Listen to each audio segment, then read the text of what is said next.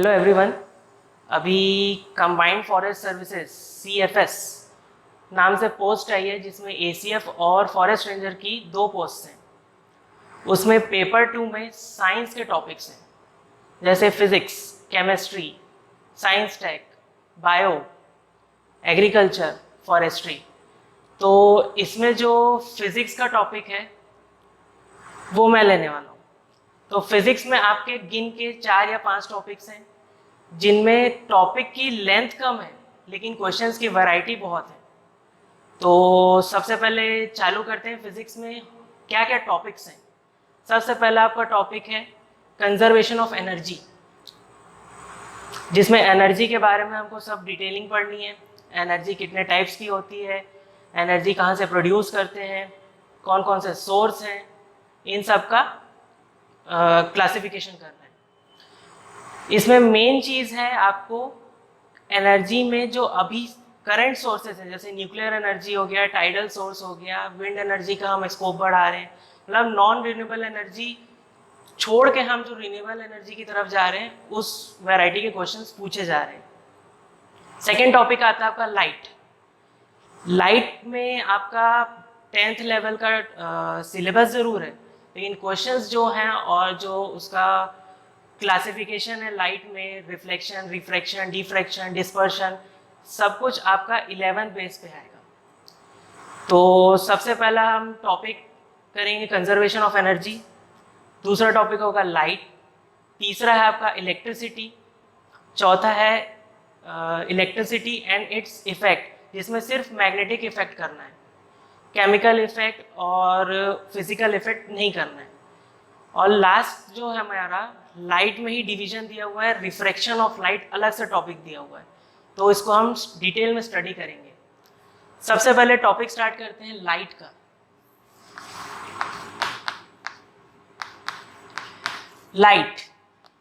Light है क्या? Light को हम लाइट ही क्यों बोलते हैं, लाइट किस तरीके से दिखती है, या लाइट किस चीज का नाम है? तो लाइट क्या है? लाइट एक वेव है।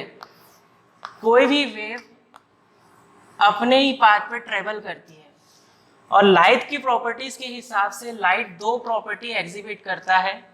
पहला होता है पार्टिकल नेचर, दूसरा होता है वेव नेचर। वेव नेचर में 2 होते हैं, एक होता है ट्रांसवर्सल वेव और एक होता है लॉन्गिट्यूडनल वेव। लाइट हमेशा होगी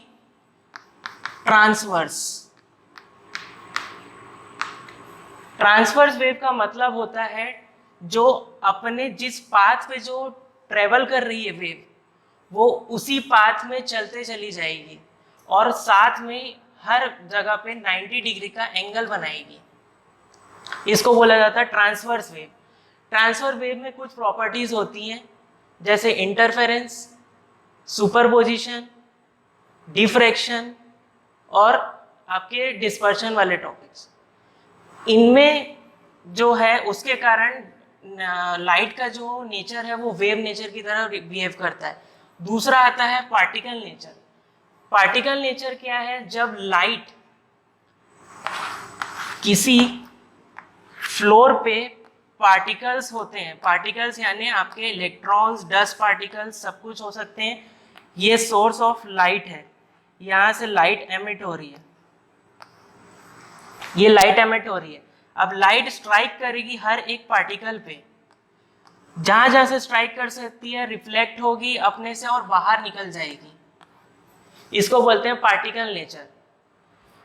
अब दोनों नेचर को आराम से समझते हैं।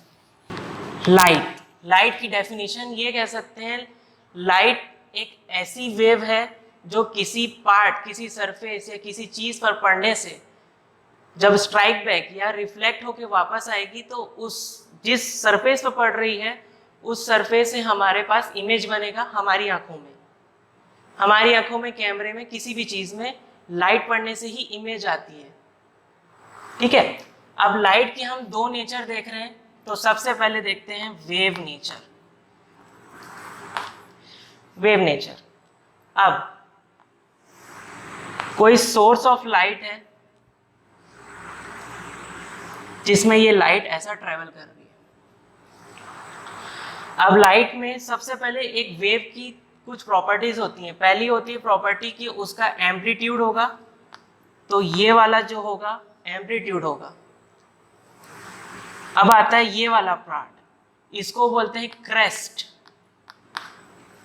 हिंदी वालों के लिए इसको बोलते हैं छिया या ऊपरी भाग किसी भी वेव का।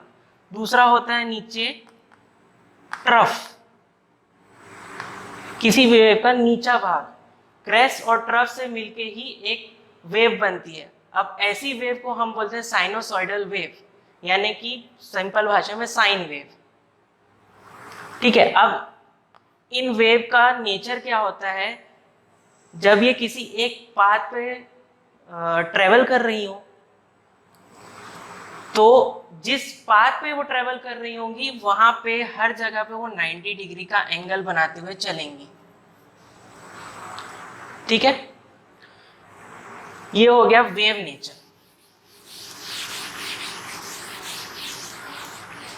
अब आते हैं पार्टिकल नेचर में। तो सबने सुना होगा हाइगन्स का प्रिंसिपल। हाइगन्स प्रिंसिपल ये बोलता है कि यहाँ पे सरफेस के नीचे पे इलेक्ट्रॉन्स होते हैं, नेगेटिवली चार्ज पार्टिकल। ये सोर्स ऑफ लाइट है, ये इसमें स्ट्राइक हो रही है, ये एक सरफेस है, ये सरफेस पे लाइट स्ट्राइक हो रही है। अब होगा क्या, इन लाइट स्ट्राइक करने के बाद में जो ये इलेक्ट्रॉन्स हैं इनमें चार्ज आएगा। अब इस चार्ज से इन इलेक्ट्रॉन्स में एनर्जी आएगी और ये रिफ्लेक्ट होके बाहर निकलेंगे। तो इन इलेक्ट्रॉन्स में जिसमें एनर्जी आई है, जो स्ट्राइक बैक करके बाहर निकल रहे हैं, उनको बोला जाएगा फोटॉन्स। और इस इफेक्ट का नाम है फोटो इलेक्ट्रिक इफेक्ट।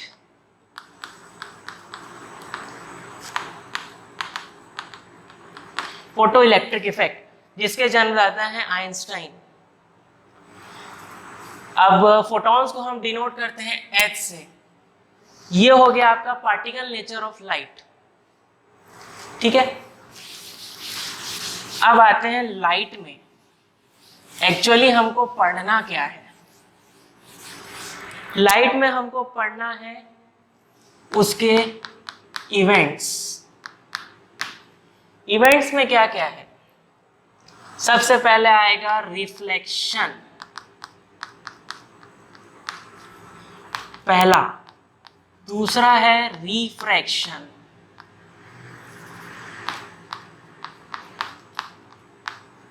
रिफ्रैक्शन। तीसरा है डिफ्रैक्शन। चौथा है इंटरफेरेंस। पांचवा है डिस्पर्शन। छठवा है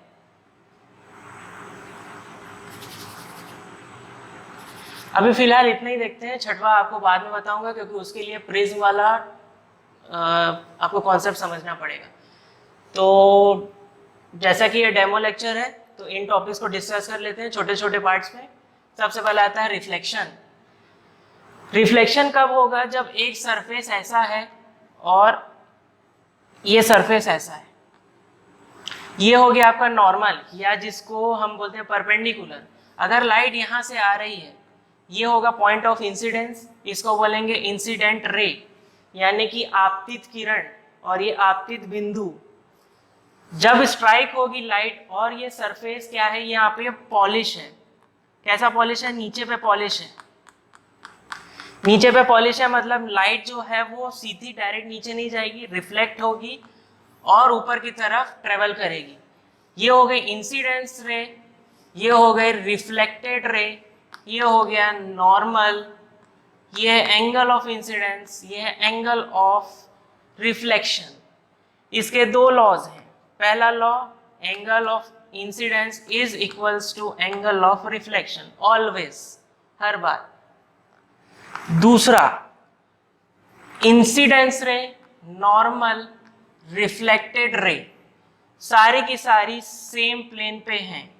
ये आपका प्लेन है, इसी प्लेन पे इंसिडेंस, नॉर्मल, रिफ्लेक्टेड रे सारी की सारी एक ही प्लेन में काम होंगे, एक ही प्लेन में सब कुछ होगा। ठीक है, अब आते हैं रिफ्रैक्शन में। रिफ्रैक्शन इसका जस्ट उल्टा होता है। उल्टा मीन्स एक सरफेस ऐसा कुछ है, ये आ रही है आपकी इंसिडेंट रे, ये आई, एन हो गया नॉर्मल परपेंडिकुलर, ये एंगल ऑफ इंसिडेंस। अब ये मीडियम है 1, ये है मीडियम 2। मीडियम 1 कुछ भी हो सकता है, एयर, ग्लास, वाटर कुछ भी हो सकता है। मीडियम 2 एयर, ग्लास, वाटर कुछ भी हो सकता है। हर बार रिफ्रैक्शन में दो मीडियम्स की जरूरत पड़ेगी, M1, M2, दो नहीं, दो से भी ज्यादा हो सकते हैं, लेकिन दो मिनिमम है। दो मीडियम के बिना रिफ्रैक्शन नहीं होगा। अगर मीडियम 1 एयर है, मीडियम 2 वाटर है, तो अगर एयर से लाइट ट्रेवल करते हुए आ रही है एट एंगल ऑफ आई, तो वो बेंड होगी और इस तरह ट्रेवल करेगी। ये बनेगा रिफ्रैक्शन का एंगल, रिफ्रैक्शन का एंगल, और ये रिफ्रैक्टेड रे। अब इसमें भी दो लॉज हैं। पहला लॉ जो ये बोलता है, क्योंकि बेंडिंग ऑफ लाइट है, लाइट जो है वो या तो नॉर्मल की तरफ मुड़ेगी या नॉर्मल से दूर भागेगी, तो इसके लिए साइन का एंगल यूज किया जाता है। Sine of i is equals to sine of r, ये हो गया पहला। दूसरा सेम है कि incident ray, normal and refracted ray are on same plane. सारी तीनों की तीनों रे एक ही प्लेन पे ट्रेवल करेंगी, एक ही प्लेन पे स्ट्राइक करेंगे और सब कुछ एक ही जैसा होगा। अब उसमें हमने पढ़ा था पॉइंट ऑफ इंसिडेंस, ये होगा पॉइंट ऑफ इंसिडेंस किसके लिए? रिफ्रैक्शन के लिए। ठीक है, जितने भी टॉपिक मैं बता रहा हूँ, रिफ्रैक्शन, डिफ्रैक्शन, इंटरफेरेंस, डिस्पर्शन, जितने भी है, जब क्लासेस चालू हो जाएंगी तो हम इसको एक एक करके डिटेल में पढ़ेंगे। इनसे क्वेश्चंस भी बनते हैं, क्वेश्चंस भी हम टैली करेंगे क्या क्या होता है। अब आता है डिफ्रैक्शन।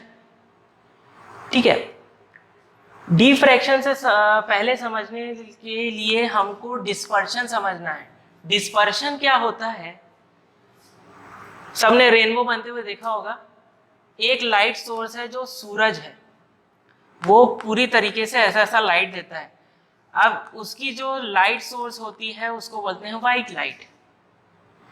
व्हाइट लाइट जब पानी की बूंदों से दिखती है हमको, सूरज की रोशनी या सूरज की रोशनी जब पानी की बूंदों से हमको दिखती है, देखा होगा रेनबो कैसे बनता है, पानी भी गिर रहा है, सूरज भी है, तो ही हमको रेनबो दिखाई देगा।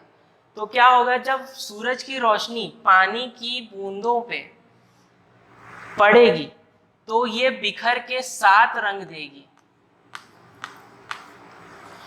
डिस्पर्शन की डेफिनेशन ही बोलती है कि कोई भी एक सिंगल लाइट सोर्स जब बिखर जाए तो वो डिस्पर्शन होगा।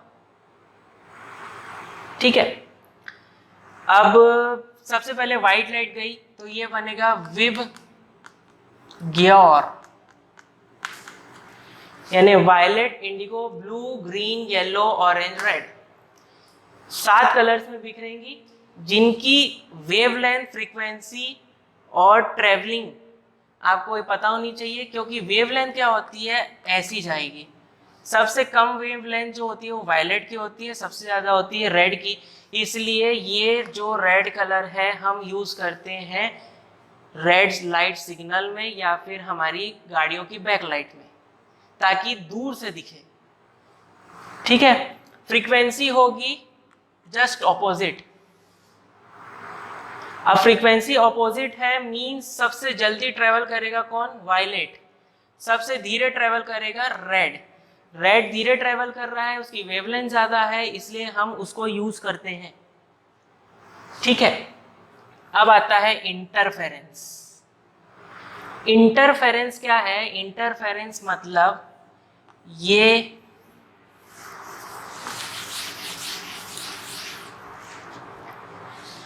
एक वेव है लाइट की जो इस तरह ट्रेवल कर रही है, दूसरी वेव है जो भी इस तरह ट्रेवल कर रही है।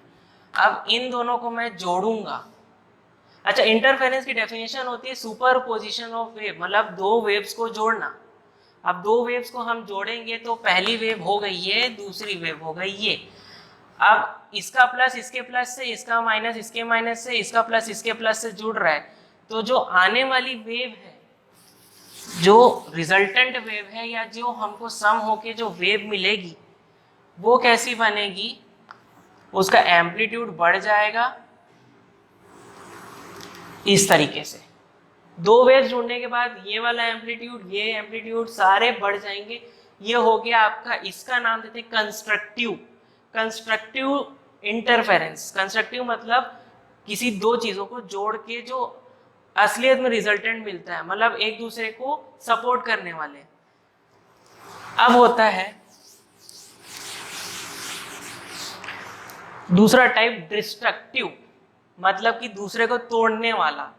तो डिस्ट्रक्टिव में वेव जब ऐसी होगी और एक वेव जो है वो ऐसे चलेगी। अब इसका प्लस इसका माइनस, इसका माइनस इसका प्लस, इसका प्लस इसका माइनस, क्या होगा? रिजल्टेंट वेव बन जाएगा एक स्ट्रेट लाइन। स्ट्रेट लाइन बनने के बाद जो वेव है वो इस तरीके से ट्रेवल करेगी। ये ट्रेवल करेगी वेव। ये इवेंट्स ऑफ लाइट से क्वेश्चंस कम आते हैं, लेकिन इनको समझने के बाद ही आप आगे के क्वेश्चंस बना पाएंगे। तो हमको इन टॉपिक्स है, इन टॉपिक्स के अलावा और भी कुछ पढ़ना है। कॉनकेव लेंस है, कॉन्वेक्स लेंस है, मिरर है, स्फेरिकल मिरर है, प्लेन मिरर है। इनसे क्वेश्चन ज़्यादा आते हैं। आपके लेंस और मिरर फॉर्मूले से जो न्यूमेरिकल्स बनते हैं इजी होते हैं, लेकिन कॉन्सेप्चुअल होते हैं। तो उनको हम पढ़ेंगे जब क्लासेस चालू हो जाएंगी। और दूसरा आता है, हमको इस टॉपिक को बहुत अच्छे से पढ़ना है, इससे कंसेप्चुअल क्वेश्चन आते हैं। ठीक है, इससे क्वेश्चन आएंगे आपके नॉर्मल बेसिक क्वेश्चंस जो होते हैं, और बाकी के जो क्वेश्चंस आएंगे जब आप एनालिसिस करोगे कि क्वेश्चन किस प्रकार से आते हैं, तो आपके न्यूमेरिकल कम से कम 5 से 8 ये न्यूमेरिकल होंगे, जिनमें न्यूमेरिकल का टाइप होगा लेंस, मिरर, फॉर्मूला। इनसे होगा आपका न्यूमेरिकल बेस्ड क्वेश्चंस। इन टॉपिक से बनेगा कंसेप्चुअल बेस्ड क्वेश्चंस। तो हम प्रीवियस ईयर क्वेश्चंस को भी टैली करेंगे, कुछ नए क्वेश्चंस को भी टैली करेंगे, कैसे सॉल्व करना है, कैसे करना है, क्या करना है, सारे मेथड्स देखेंगे। और एक एक्स्ट्रा टॉपिक आता है लाइट का, जिससे क्वेश्चंस एक या दो ही आते हैं, लेकिन अच्छे क्वेश्चंस आते हैं। वो है आपका इंस्ट्रूमेंट्स।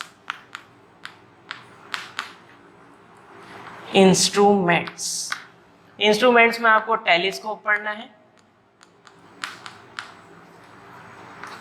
कैमरा पढ़ना है, माइक्रोस्कोप पढ़ना है, और कैमरा के साथ में हमारी जो ह्यूमन आई है उसमें सिमिलैरिटी क्या है, डिससिमिलैरिटी क्या है, हमारा डिफरेंस क्या होगा, इन दोनों के बारे में पढ़ना है। और आई के जो डिजीज होती हैं और उसको कैसे ठीक किया जाता है, कौन सा लेंस कब यूज करना है, या क्या चीज से वो ठीक हो सकता है, तो उन डिजीजेस को पढ़ना है। एरर करेक्शन पढ़ना है आई का। इन टॉपिक्स को मिला के आपका लाइट कवर होगा। ठीक है, तो जब क्लासेस चालू होंगे हम सारी चीज़ें डिटेल में पढ़ेंगे, सब कुछ अच्छे से पढ़ाऊंगा। Thank you, best of luck.